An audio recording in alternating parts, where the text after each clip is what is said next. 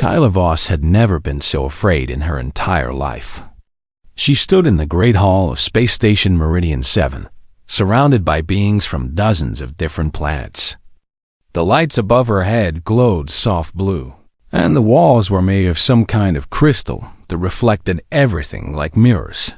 She was only 28 years old. Back on Earth, she had been a teacher before she joined the diplomatic corps.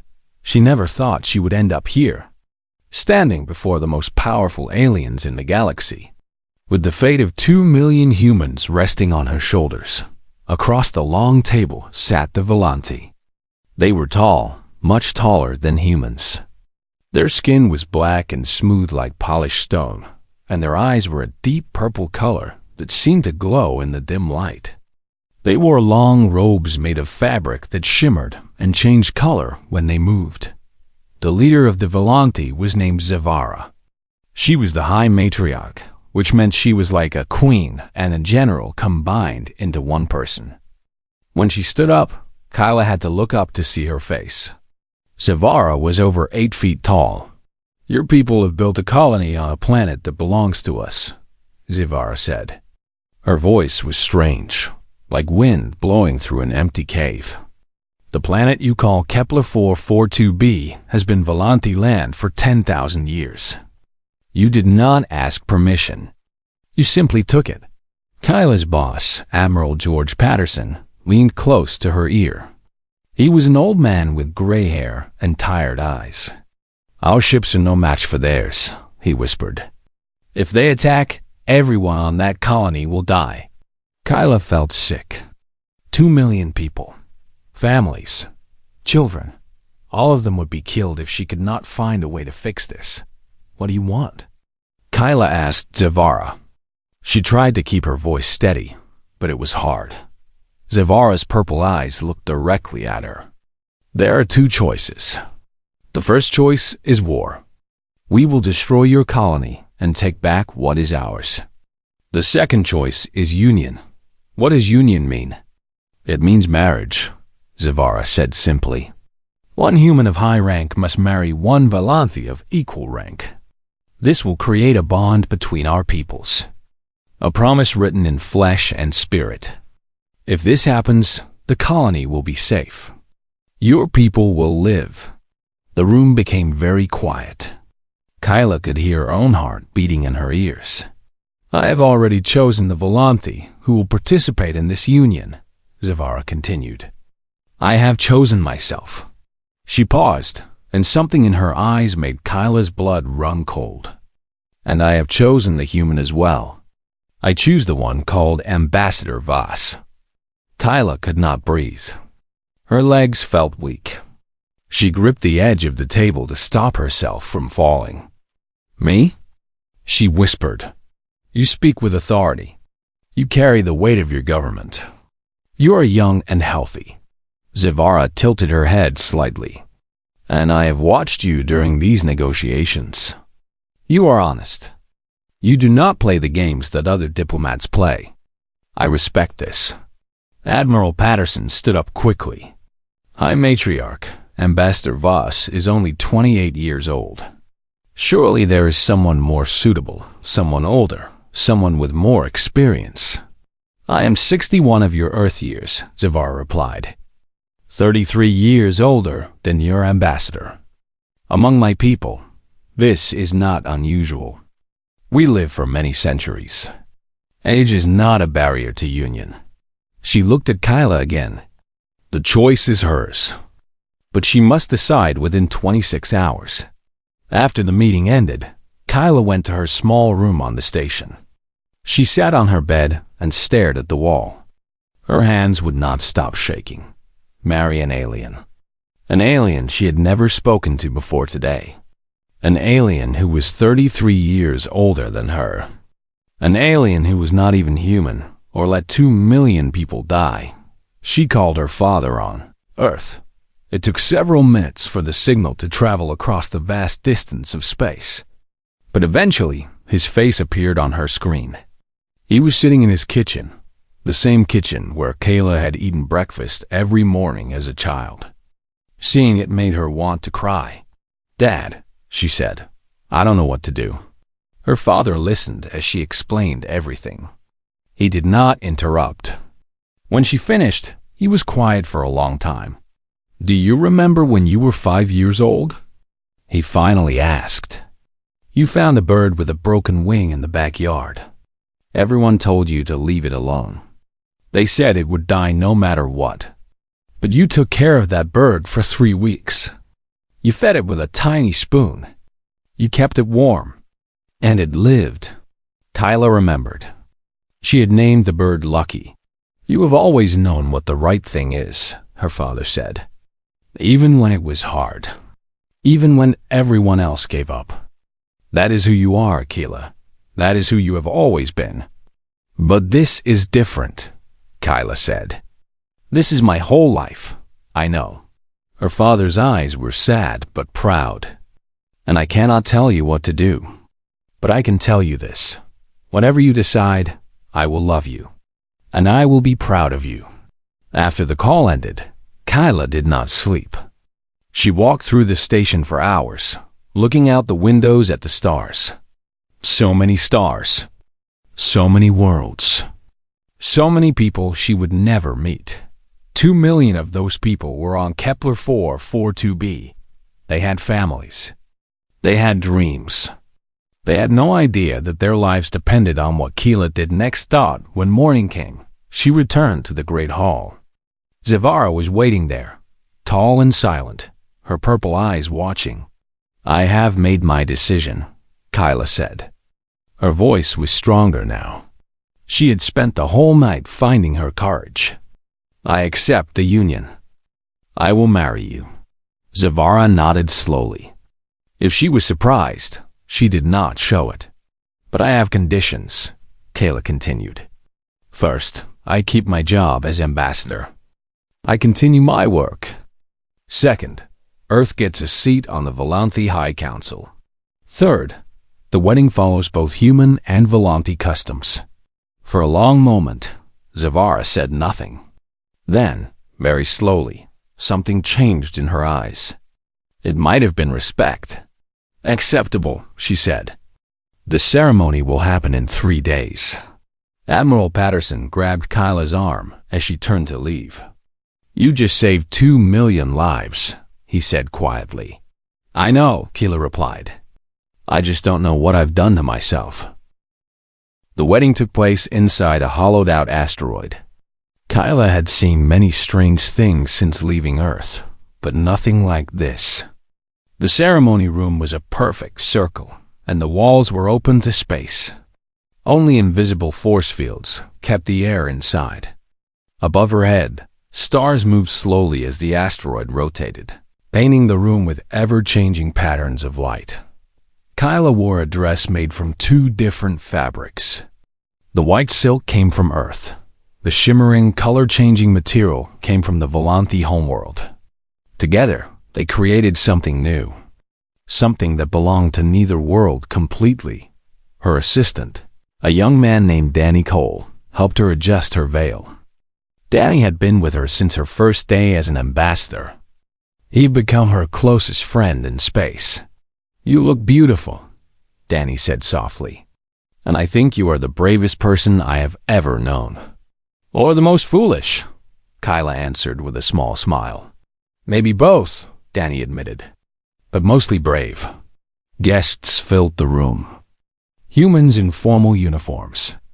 Volanthi in their flowing robes. Beings from other planets that Kyla could not even name. They had all come to witness this moment. The marriage that would change the galaxy. Zavara waited at the center of the room. She wore ceremonial robes of deep purple, almost black, with silver threads that caught the starlight. Her obsidian skin seemed to absorb the light around her, making her look like a shadow given solid form. Kyla walked toward her. Each step felt like a mile. The ceremony was long and complicated. It mixed human traditions with Volanthi rituals in ways that sometimes made sense and sometimes did not. Kyla said vows that she barely understood. She repeated words in the Volanthi language that twisted her tongue into knots. But the most important part came near the end. The memory-stones. A Volante priest brought forward 2 crystals. They were small, about the size of eggs, and they glowed with a soft inner light. The priest explained that these stones would hold pieces of each person's consciousness. By exchanging them, Kyla and Zavara would share their deepest memories with each other. Zavara took one stone and held it against her forehead. The crystal glowed brighter, and then she placed it in Kyla's palm. The moment Kyla touched it, her mind exploded with images. She saw Zavara as a young girl, running through fields of flowers that glowed like lanterns. She felt the joy of that child, the freedom, the innocent happiness. Then the images changed. War came. Fire fell from the sky. The beautiful fields burned. People screamed and died. A great sickness swept through the Volante people, killing millions. And then Kyla felt something else. Love, deep, powerful love. Zavara had loved someone once.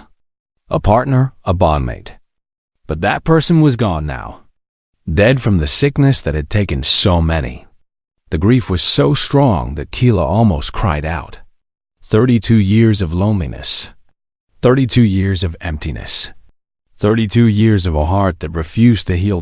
When the vision ended, Kyla was gasping for breath. She looked at Zavara with new eyes. I didn't know, she whispered.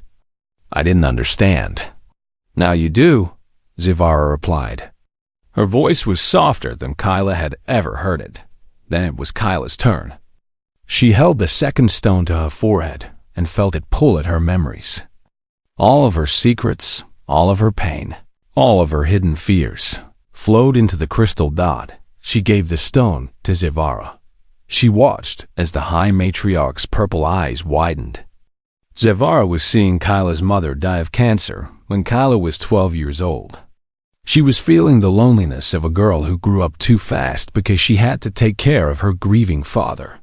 She was understanding the endless drive to succeed, to prove that she was good enough, to never let anyone down.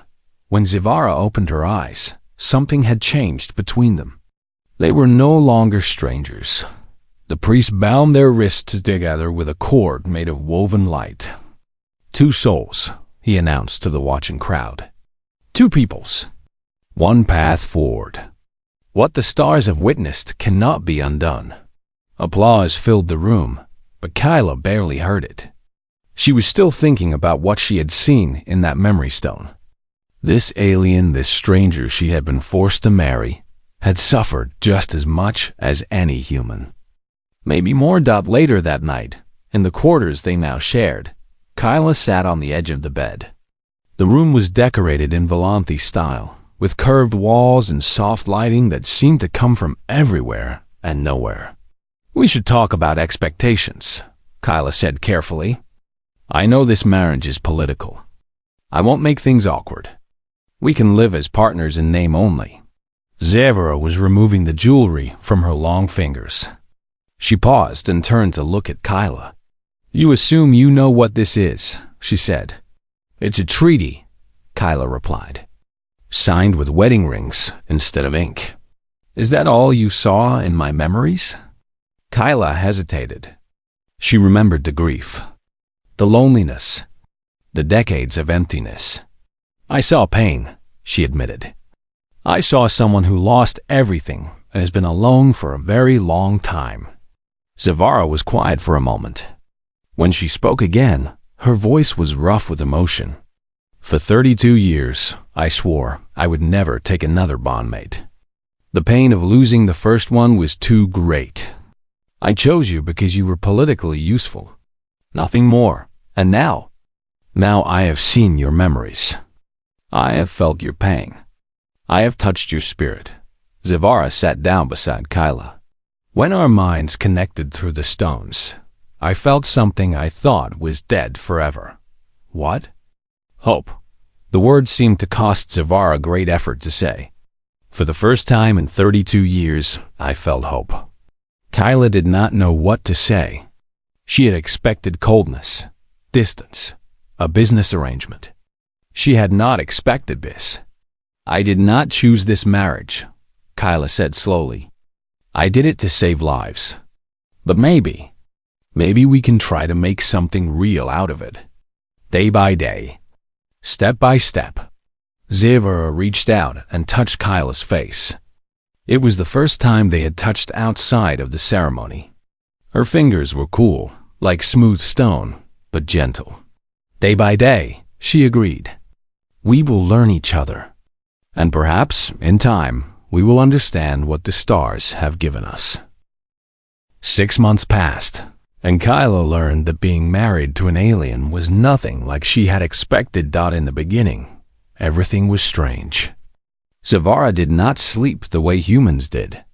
She only needed rest for a few hours every 3 days. She did not eat the same foods. Her body could survive on sunlight and water for weeks at a time, though she enjoyed Valanti meals when she chose to eat them. But slowly they found ways to share their lives. They discovered that they both loved poetry. Kyla read human poems to Zivara late at night, and Zivara recited ancient Valanti verses that had been passed down for thousands of years. They played strategy games together, sitting for hours as they moved pieces across complicated boards. They talked about everything: philosophy, history, dreams, fears. The whispers never stopped. Though Danny came to Kyla one morning with a worried look on his face. They were on a Valanti space station, preparing for a big trade meeting between humans and Valanti. There's a lot of talk, Danny said. Some people are calling your marriage the experiment. They're waiting to see if it fails. Which people? Kyla asked. Both sides. Some Valanti think Zivara has made a terrible mistake by marrying an inferior species. And some humans... Danny paused, looking uncomfortable. Some humans think you've betrayed your own kind. Kyla felt tired. She had expected this, but that did not make it easier. No matter what she did, someone was always angry. The trade meeting was held in a great hall on the Valanti homeworld. The planet was beautiful, covered in forests of glowing trees and oceans that sparkled purple under the alien sun. But Kyla did not have time to enjoy the view. She was too busy trying to convince both sides to share resources fairly. She was in the middle of explaining a proposal when a young Valanti noble stood up and interrupted her. His name was Draven, and he was the son of one of the oldest families on the planet. His skin was the darkest obsidian Kyla had ever seen, and his purple eyes burned with anger. Why should we listen to a human? Draven demanded. His voice echoed through the hall. She has bewitched our high matriarch with human tricks. She shares Zivara's bed and whispers poison in her ears. This marriage is a joke, and this proposal is nothing but a scheme to steal our wealth. The room went very quiet. Everyone was watching Kyla, waiting to see what she would do. Kyla felt her heart pounding, but she forced herself to stay calm. Zivara had taught her something important about Valanti culture. Weakness was never respected. If she backed down now, she would lose all credibility forever. I have studied the history of your family, Lord Draven, Kyla said. Her voice was steady and clear. 300 years ago, your ancestors formed an alliance with a species called the Krevathi. To seal that alliance, your great-grandmother married a Krevathi prince. They were different species. They had different customs. Many people said it would never work. She took a step toward him. Was that marriage also a joke? Draven's face darkened with anger. That was different. How was it different? Kyla asked. It was a political marriage. It was meant to end a war and create peace. It worked. Your family became powerful because of that union. She looked around the room at all the watching faces. My marriage to Zivara is no different. We follow the same tradition that your own ancestors created. To insult me is to insult your own history. Several older Valanti were nodding. Kyla could see that her words had hit their target. Zivara stood up from her seat. The entire room fell silent immediately. When the High Matriarch spoke, everyone listened. "Ambassador Voss speaks the truth," Zavara said. "Our marriage customs exist for exactly this purpose, to build bridges between peoples who seem too different to ever understand each other. My bondmate has honored those customs. She has respected our traditions. She has worked tirelessly for peace between our peoples, her purple eyes fixed on Draven like weapons. To insult her is to insult me, to insult our heritage." "Do you insult our heritage, Lord Draven?" The young noble's jaw tightened. For a moment, Kayla thought he might argue, but then he lowered his head in submission. "No, High Matriarch," he said quietly. "I spoke without thinking. I apologize." The meeting continued after that, and Kyla's proposal passed without further argument. But she could not stop thinking about what had happened. She had won this battle, but the war was far from over. That evening, she and Zavara sat together in their quarters. Through the window, they could see the glowing forest stretching to the horizon. "You handled that perfectly," Zavara said. She touched Kyla's face in a gesture that Kyla now knew meant deep approval. "I almost threw up afterward," Kyla admitted. "I was so scared. But you did not show it. You challenged a Volanthi noble in front of his own people, and you won." Zavara's eyes seemed to glow brighter. "You continue to surprise me, Kayla Voss. I learned from you," Kyla said softly. "You taught me that different does not mean wrong. Just different." Something had changed between them over these 6 months. The awkwardness was gone. The formal politeness had melted away. What remained was something Kyla had not expected: real friendship. Maybe even something more. Zavara moved closer and took Kyla's hand. Her cool fingers intertwined with Kyla's warm ones. "When I chose you for this marriage, I thought I was making a sacrifice," Zavara said. "I thought I was giving up any chance of happiness to serve my people. And now?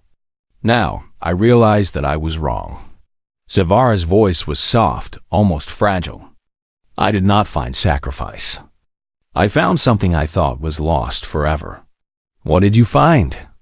Zavara looked at her with those deep purple eyes, and Kyla saw something she had never seen before: vulnerability, hope, perhaps even the beginnings of love. "Peace," Zavara answered. "After 32 years of emptiness, I finally found peace." Kyla squeezed her hand. Outside the window, the alien sun was setting, painting the sky in shades of purple and gold. It was beautiful.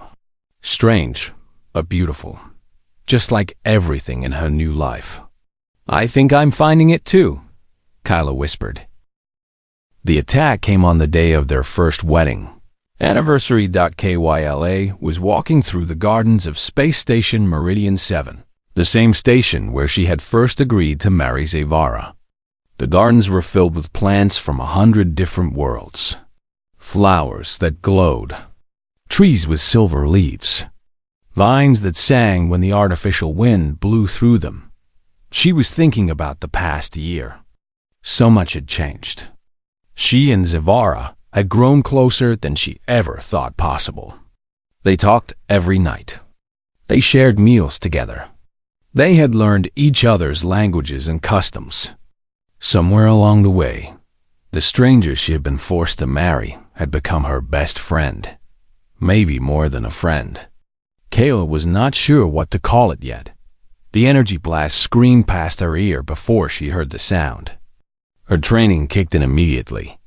She threw herself to the ground and rolled behind a marble pillar, just as a second blast burned a hole in the ground. Where she had been standing, 3 figures were running toward her. They wore black masks and carried weapons. Human weapons. "Traitor!" One of them shouted. "You sold your soul to aliens. You deserve to die."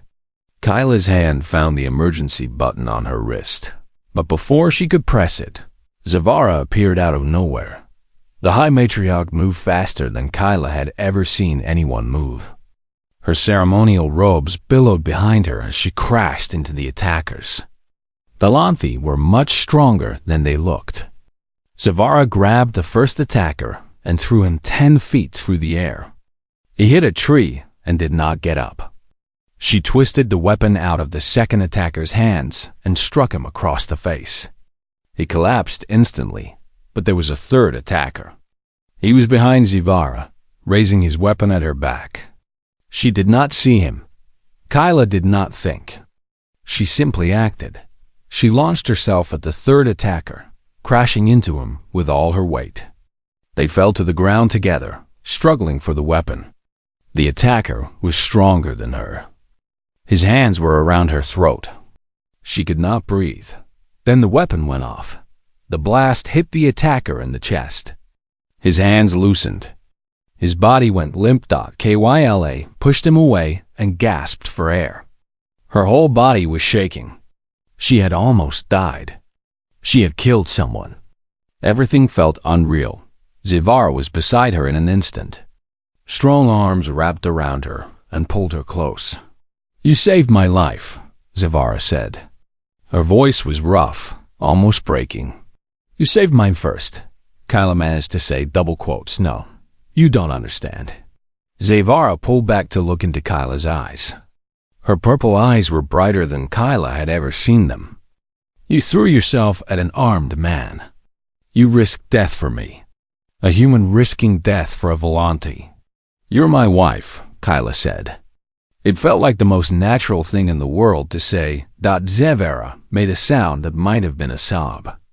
"In 32 years since my first bondmate died, no one has ever risked anything for me.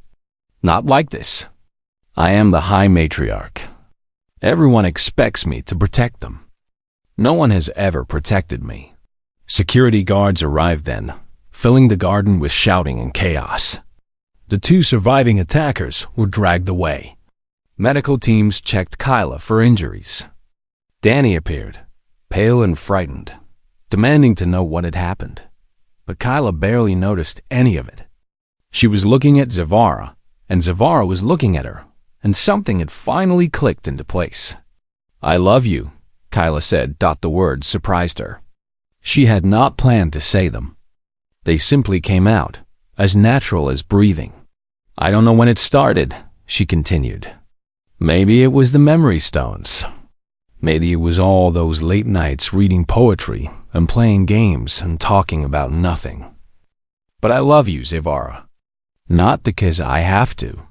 Not because of the treaty. Because you are kind and wise and lonely and brave, and I cannot imagine my life without you anymore." Zavara was very still. For a moment, Kyla was afraid she had made a terrible mistake. Then Zavara pressed her forehead against Kyla's. Among the Volanthi, this was the most intimate gesture of all. It meant total trust, complete acceptance. "My people believe that sometimes the universe brings 2 souls together across the emptiness of space," Zavara whispered. "Even when those souls come from different worlds. Even when it seems impossible. We call this the speaking of stars. The universe itself chooses who belongs together." "What are you saying?" "I am saying that the stars chose you for me. And I am saying," Zavara's voice cracked, "I am saying that I love you too." The aftermath of the attack sent shockwaves across the galaxy. The attackers belonged to a human group called Pure Earth. They believed that humans should never mix with aliens. They had tried to kill Kyla because she represented everything they hated, but the security cameras had recorded everything. The whole galaxy watched the footage of Zavara fighting to protect a human. They watched Kyla throw herself in front of danger to save an alien. They watched 2 people who were supposed to be strangers show more love and courage than most people ever showed in their entire lives. The video spread everywhere. People on hundreds of planets saw it and talked about it. A young Volanthi woman sent a message saying that she had been afraid to pursue a relationship with a human man she loved. But now she had the courage. A human colony requested more cultural exchange programs.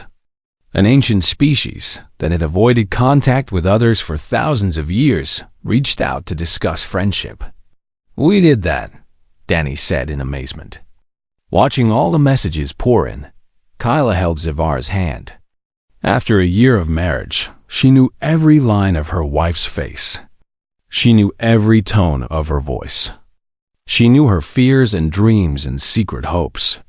"We just loved each other," Kyla said. "The galaxy did the rest." That night, alone in their quarters, Zavara held Kyla close. "Thank you," she said softly. "For what?" "For teaching me that it is possible to live again after loss. For showing me that love can be found in the most unexpected places." Zavara kissed the top of Kyla's head. "For being brave enough to reach for something that everyone said was impossible." Kyla smiled against her wife's shoulder. "I learned from the best." Outside their window, the stars burned bright and eternal. And for the first time in a very long time, both of them felt completely at home. 10 years later, Kilova stood before the Galactic Assembly once more. The Great Hall was bigger than she remembered. Or maybe it just seemed that way because of how many beings had come to listen. Thousands of representatives from hundreds of planets filled the seats. Cameras floated in the air, broadcasting to billions of viewers across the galaxy. But Kayla was not nervous. Not anymore. She had faced down assassins. She had negotiated peace treaties. She had helped build bridges between species that had been enemies for centuries. A speech was nothing compared to all of that. Beside her stood Zavara, her wife, her partner, her best friend. Zavara's purple eyes had not changed in 10 years, but her posture had. She stood closer to Kilo now. Their shoulders touched. Their fingers were intertwined, and between them stood their children. Lyra was 7 years old. She was Volanthi, with skin like polished obsidian and eyes that glowed soft purple. They had adopted her from an orphanage on a distant moon. Her parents had died in a plague that had swept through her colony. When Kayla and Zavara first met her, she would not speak. She would not look anyone in the eye. She had given up on the world. Now Lyra was bright and curious and full of questions. She called Kyla Mom and Zavara Mama. She loved reading and painting and exploring the gardens of their home. Marcus was 5 years old. He was human, with brown skin and dark eyes and a smile that could light up any room. They had adopted him from a refugee settlement after a civil war had destroyed his colony. He had lost everything and everyone. When they found him, he was so small and so scared. Now Marcus followed his big sister everywhere. He was learning to speak both human English and Volanthi language. He was learning that family was not about blood or species. Family was about love. "Distinguished members of the assembly," Kyla began, her voice carrying across the vast hall. 10 years ago, I stood in this very room and agreed to a marriage I did not want. I expected duty. I expected sacrifice. I expected to spend my life pretending to love someone I could never truly know. She paused and looked at Zavara. Her wife smiled back at her, that small, private smile that belonged only to Kyla. I was completely wrong. Zavara stepped forward to speak. "My people chose me to represent our interests. I chose Ambassador Voss because she was useful to our political goals. I expected to feel nothing. I expected a cold arrangement that would serve its purpose and nothing more." Her voice softened. I was completely wrong. The gallery was absolutely silent. Thousands of beings from across the galaxy were listening. "What we discovered," Kyla continued, "is that the walls we build between species are not as strong as we think. We tell ourselves that we are too different, that we can never understand each other, that friendship and love can only exist between people who look the same and think the same." She shook her head. "But that is a lie." She gestured to their children, who stood proud and unafraid before the most powerful assembly in the galaxy. Lyra lost her family to sickness. Marcus lost his family to war. They come from different planets, different species, different backgrounds. But look at them now. They are brother and sister. They are family. Not because of blood, because of choice. Zavara placed her hand on Lyra's shoulder. Family is not something we are born into. Family is something we build. With patience. With understanding. With love. Kyla felt tears threatening to fall, but she kept speaking. The Human-Volanthi alliance has grown from a forced agreement into the strongest friendship in the galaxy. Our people work side by side. Our scientists share discoveries. Our artists create works that neither species could imagine alone. She looked down at the watching crowd. But that is not what matters most. What matters most is this. Somewhere, right now, a human child and a Volanthi child are playing together. They are not afraid of each other. They are not taught to hate. They look at each other and see a friend. Admiral Patterson was in the audience, much older now, with white hair and a lined face. Tears were streaming down his cheeks. Danny Cole stood nearby, no longer a young assistant but a respected diplomat in his own right. He was smiling through his own tears. Somewhere, right now, Kyla continued, a human and an alien are falling in love. And they know that their love is celebrated, not condemned. They know that they are not alone. Zavara raised their joined hands for everyone to see. 10 years ago, the galaxy expected our marriage to fail. They expected coldness and distance and eventual divorce. They thought we were too different, that the gap between human and Volanthi was too wide to bridge. The outcome shocked everyone, Kyla said, including us. She smiled at her wife, then at her children, then at the thousands of faces watching. Because love does not care about species. Love does not care about age. Love does not care about what is supposed to be possible or impossible. Love just is. And when you are brave enough to reach for it, even when it is scary, even when everyone tells you it will never work, love will always surprise you. The assembly erupted in applause. The sound rolled through the hall like thunder, shaking the walls, filling the air. Beings who had never met each other were standing and cheering together. That night, far from the crowds and cameras, Kyla and Zavara sat on the balcony of their home. They had built it on a small moon that orbited a quiet planet. The sky was filled with stars, more stars than Kayla could ever count. In the garden below, Lyra and Marcus were chasing glowing insects. Their laughter floated up through the warm night air.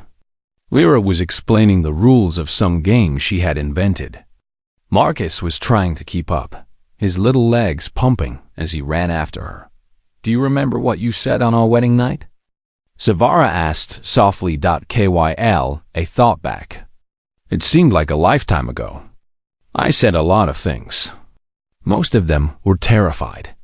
You said we could figure it out together. Day by day, I remember. Zavara pulled Kyla closer. We figured it out. We did. Kyla leaned her head against her wife's shoulder. And we're still figuring it out.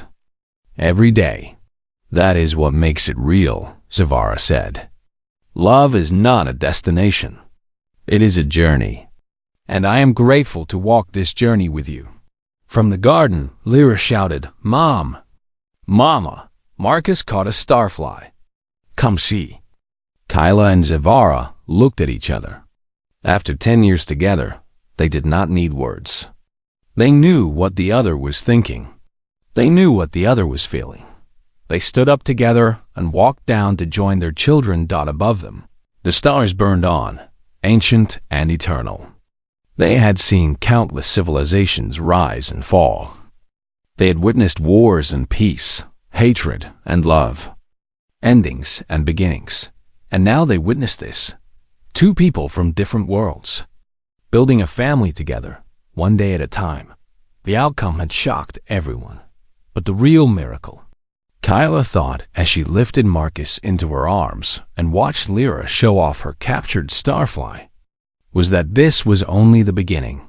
Their story was far from over. In fact, it was just getting started.